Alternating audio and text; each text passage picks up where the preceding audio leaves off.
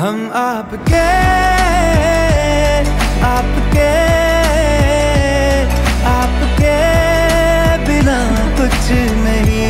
Hello friend, চলেছি নতুন একটা ভিডিও নিয়ে। কিছুক্ষণ আগে সিকান্দারের নেক্সট একটা গান রিলিজ করেছে, হাম আপকে বিনা কুছ নেহি, এবং যে গানটা এক কথায় দারুণ সুন্দর।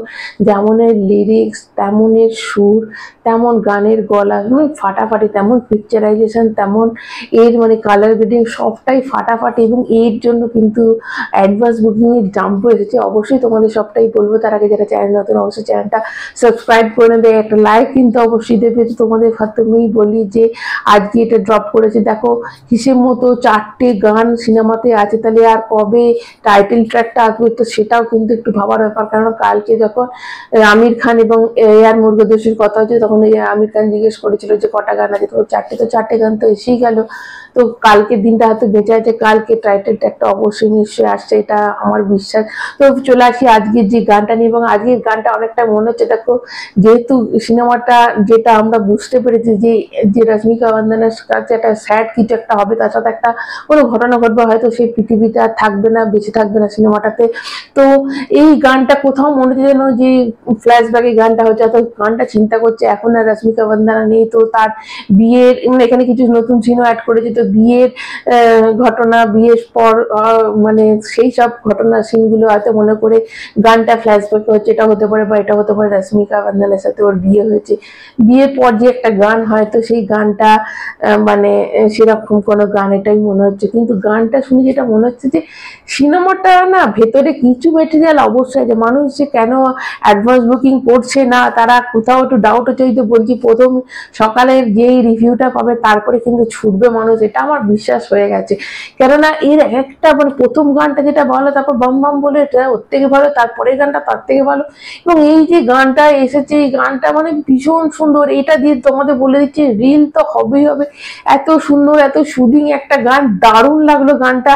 এবং এর সাথে কিন্তু দেখো যেটা জাম্প হয়েছে, এটা একটা বিশাল দিক যে কিছু হলো কিন্তু জাম্প হয়েছে অ্যাডভান্স বুকিং এ। অবশ্যই আমি অ্যাডভান্স বুকিং এ চলে আসবো, তার আগে দুজনে বলি দুজনকে বেশ সুন্দর লাগছে। রশ্মিকা মান্দানা তো এই সিনেমাটার পর আরো বলিউডে একদম পার্মানেন্ট নায়িকা তো হয়েই যাবে, ওটা মনে হচ্ছে দুজনকে খুব সুন্দর লাগছে। এবং অ্যাডভান্স বুকিং এ চলে আসি, টোটাল যে অ্যাডভান্স বুকিং হয়েছে যেটা উইদাউট ব্লক সিট, সেটা হচ্ছে 4.45 করোড়। দেখো সকাল অবধি সেটা ছিল 4 কোটি, কিন্তু এটা হওয়ার পর 50,000 50 লাখ যে জাম্প করে হয়েছে, এটাও কিন্তু দেখো অতটা তোমরা এখন বলবে যে বিশাল বিশাল না হলেও জাম্পই তো হচ্ছিল না, তো সেখানে এই গানটার পর কিন্তু জাম্প করে 50 লাখ কিন্তু এক্সট্রা হয়েছে। তো এটা একটা বিশাল বড় ব্যাপার। এবং টিকিট এবং শো হয়েছে 13,300টা শো পেয়েছে, শো কিন্তু প্রচুর পাচ্ছে, 13,300টা শো, 280 করে অ্যাভারেজ টিকিটের দাম। এবং 1,52,000 টিকিট সোল্ড আউট হয়েছে, 1,52,000 টিকিট সোল্ড আউট হয়েছে। এবং তোমাদের যদি আমি বলি উইথ ব্লক সিট, সেটা হচ্ছে 10 করোড়। মাই গড, কোথায় দেখো 4.5 এবং কোথায় 10 করোড়, দুটোর মধ্যে কত ডিফারেন্স, বুঝতে পারছো? তো এইটা দেখো ব্লক সিট এবং উইদাউট ব্লক সিটের মধ্যে এতটা ডিফারেন্স। এই জন্যই কিন্তু সলমান খানের যারা ফ্যান তারা বলছে যে স্যাকনিলে যেটা দিচ্ছে, যে আপডেটটা দিচ্ছে, সেটা হয়তো ওই ডিস্ট্রিক্ট অ্যাপসের বাদ দিয়ে দিচ্ছে। এটা একটা কোথাও মনে হচ্ছে হয়তো এটা হতেও পারে।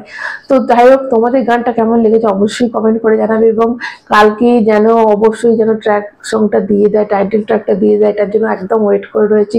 তোমরা কতটা এক্সাইটেড, তোমাদের গানটা কেমন ভালো লেগেছে অবশ্যই কমেন্টের মাধ্যমে জানাবে। এবং কারা কারা ফার্স্ট শো দেখতে যাচ্ছ, ফার্স্ট ডেতে দেখতে যাচ্ছ, সেটাও তোমরা কমেন্ট করে জানাবে।